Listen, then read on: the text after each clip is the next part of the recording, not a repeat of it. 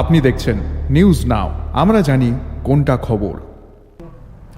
সর্বভারতীয় প্রতিরোধ দিবসের অঙ্গ হিসেবে শুক্রবার সংযুক্ত কিষাণ মোর্চা ত্রিপুরা প্রদেশের উদ্যোগে আগরতলার রাজপথে অনুষ্ঠিত হয় এক মিছিল।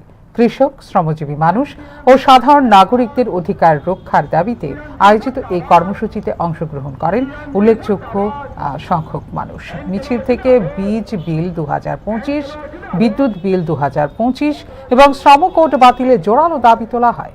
সংগঠনের পক্ষ থেকে এই বিল ও আইনগুলি কার্যকর হলে কৃষক, শ্রমিক এবং গ্রামীণ দরিদ্র মানুষের স্বার্থ ক্ষতিগ্রস্ত হবে মারাত্মকভাবে বলে অভিযোগ করে সংগঠন। পাশাপাশি মহাত্মা গান্ধী জাতীয় গ্রামীণ কর্মসংস্থান নিশ্চয়তা আইন বা রেগা পুনর্বহালের দাবিও জানানো হয় এদিনের মিছিল থেকে।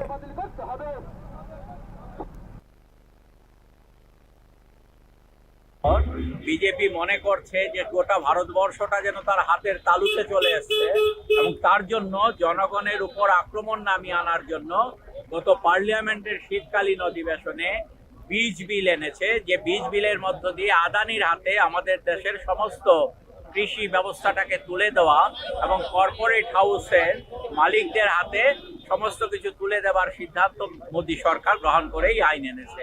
তার পাশাপাশি বিদ্যুৎ বিল এনেছে, তা পাশ করানোর জন্য তারা উদ্যোগ নিয়েছে। বিদ্যুৎ বিল যদি আমাদের এখানে পাশ হয় তাহলে আগামী দিনে আমাদের যারা আজকে 500 টাকা বিদ্যুতের সেখানে বিল দিচ্ছেন তারা আগামী দিনে 2000, 3000, 4000 টাকা দিতে হবে। সহজে আমরা এভাবে দেখতে পারি বিষয়টা। আমাদের দেশে আমরা লক্ষ্য করছি যে আমাদের 4টি শ্রমকোড পাশ করানো হয়েছে। এই 4টি শ্রমকোড পাশ করানোর মধ্য দিয়ে দেশের শ্রমজীবী মানুষের উপর চূড়ান্ত আঘাত আনা হয়েছে এবং তার পাশাপাশি এই যে Mahatma Gandhi national rural employment guarantee act, এটা বাতিল করে দিয়েছে কেন্দ্রের সরকার। লক্ষ্য হচ্ছে শ্রমজীবী মানুষ